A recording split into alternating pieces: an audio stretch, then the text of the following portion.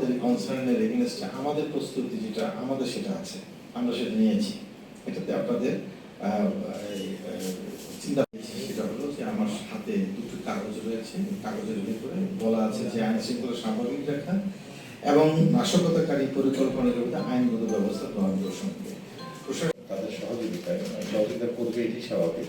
যেটা পরবর্তীতে আমরা দেখছি আমাদের সিকিউরিটি আমাদের লতিফুল ইসলাম শিবলি, আমার আরেক পরিচিত মানুষ উপদেষ্টা মুস্তাফা সরওয়ার ফারুকী, ওনারা বলেছেন যে আমাদের সাংস্কৃতিক আধিপত্যবাদ যে জায়গাটা তৈরি করেছে, যে আমাদের পূজার কথা হয়, বৈশাখের কথা হয়, কিন্তু ঈদ আসলে কালচারাল জায়গাটা থেকে আমাকে কেটে দেওয়া হয়, এইভাবে তৈরি করে দেওয়া হয়েছে আমাদের এই অবস্থা।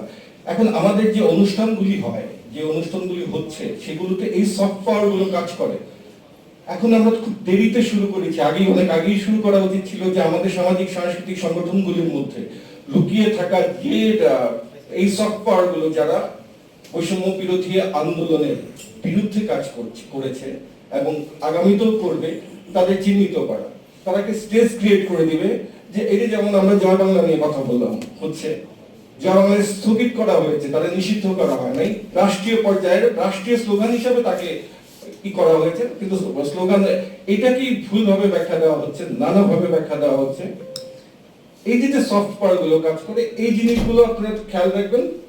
এটা সমাধানের রাস্তা হলো, দেরি তো হয়েছে, আমি বললাম যে সফটওয়্যার গুলো কারা কারা আছে, কোথায় কোথায় আছে, খুঁজে বের করে দিতে হবে, আপনাদের বিশাল একটা সমস্যা মিটে যাবে থেকে।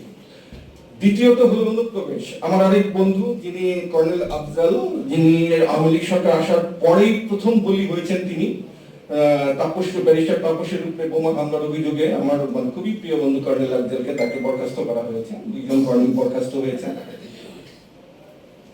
তিনি একটা কথা বলতেন যে আমরা চীনাদের মোকাবেলা করতে পারি, চিহ্নিত করতে পারি, জার্মানদের চিহ্নিত করতে পারি, আমেরিকানদের চিহ্নিত করতে পারি, কিন্তু ভারতীয়দের চিহ্নিত করতে পারি না। এখানের সাথে অনুপ্রবেশের সম্পর্কটা, জঙ্গিবাদ আছে, এগুলো আমরা বলি, কিন্তু আসলে এগুলো আসলে ইসলামের কোনো সৃষ্টি না। বুঝতে পেরেছি কিনা এটা আমাদের একটা প্রশ্ন। জনাব ডক্টর মোহাম্মদ আশরাফুর রহমান সাহেব, উপস্থিত আমাদের শেরপুর জেলা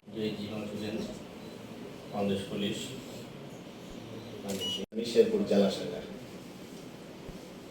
আমরা এখানে